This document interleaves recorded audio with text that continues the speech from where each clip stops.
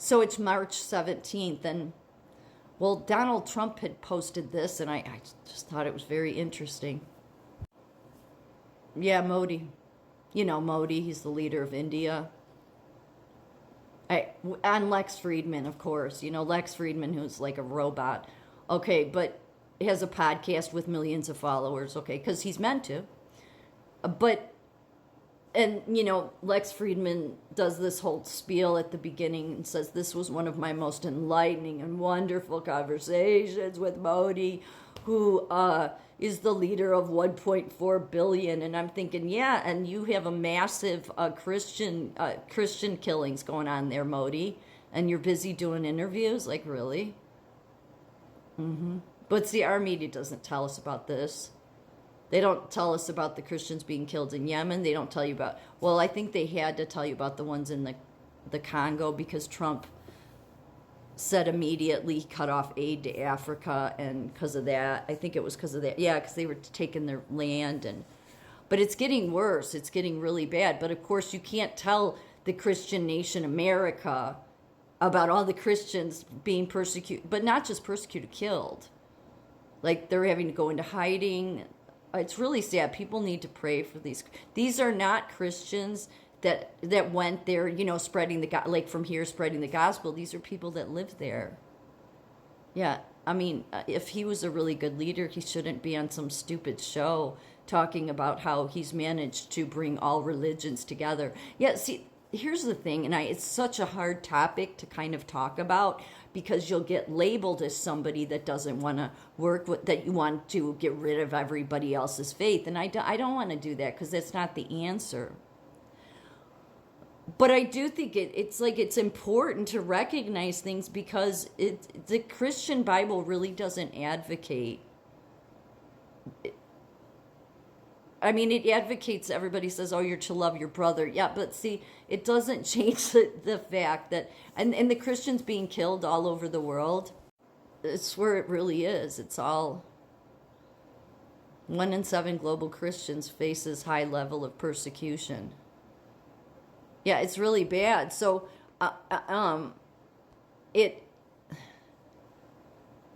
we should bring all of those people here that are Christians. Although I think many of would want to stay. Like in Africa, Trump offered that to the Christians. Well, he offered that to, well, they were Christians, but also because the farmers there in Africa that are really, and now he's going to go after the Houthis in Yemen, and Yemen's another hot spot.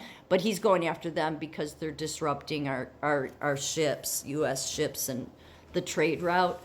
So I think he's going to do airstrikes. But and the Houthis just need to be annihilated. They're another Muslim Brotherhood group. These things pop up like weeds. They're everywhere, Muslim Brotherhood, Islamic Jihad, Al-Qaeda, ISIS, take your pick. When you get rid of one, others pop up. Yeah, the 50 most dangerous countries for Christians get more violent in 2025. That's who's being persecuted, but your media doesn't tell you about that. They can't tell you you're a racist country. Christians don't get persecuted. White Christians are the problem.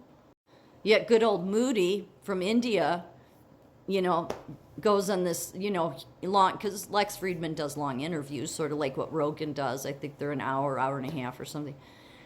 So while this is, this India sees sharp rise in attacks on Christians, that's 3 days ago.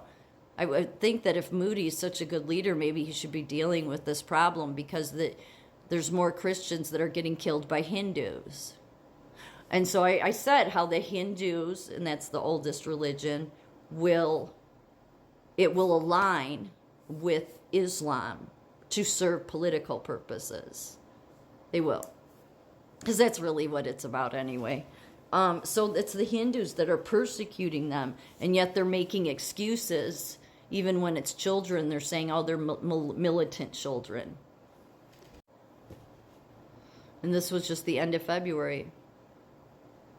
50 Christians targeted in violent assault at Indian church service. The 20 nations where the violence is most severe. And as you can see, India is number 3. But you can see all the other, everything else.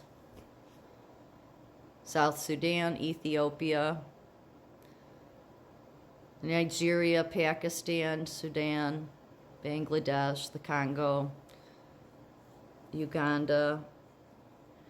And it's increasing massively. So Open Doors? Open Doors does these reports. And it says here that in areas controlled by internationally recognized government, the church hardly fares better. Some Christians have been arrested for leaving Islam and blaspheming their religion.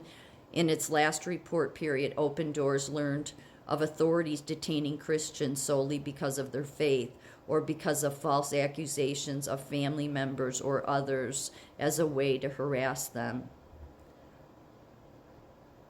The violence index for the sub-Saharan African countries listed among the 50 most dangerous in the world for Christians has risen by an average of 1 point, and that's since 2023 when they did a list. The region is subjected to an incessant flow of attacks on Christians and Christian communities by Islamic terrorist groups. Sudan's, let's see. Outside of Nigeria, the number of Christians killed for their faith increased compared to last year. So last year it was 880 were killed for their faith. This year so far, almost 1,400. Democratic Republic of the Congo, last year 261 killed for their faith. So far this year, 355. All resulting from jihadist groups affiliated with Al-Qaeda.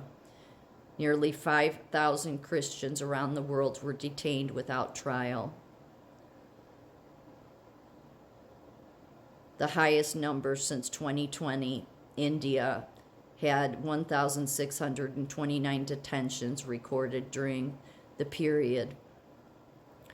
The number of Christians raped or sexually harassed for faith-related reasons rose from 2,622 in 2024 to 3,123 in this year so far.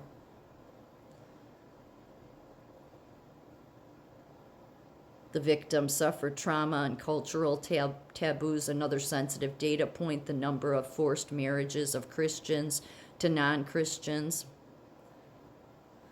Oh boy, oh boy. Acts of violence then force Christians to leave their homes in search of safety elsewhere.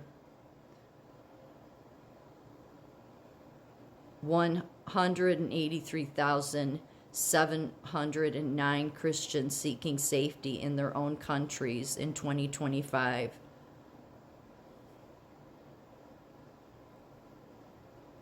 It's really, it's sad. So for Modi to even go on, and our media and podcasters push him like, and I think Trump's posting it for another reason. I do. I think he knows. He's just not saying it. Because why else would he post it? You think he's posting it because he wants you to go hear about the great... I mean, I think he wants you to listen to it so you can hear what bullshit it is.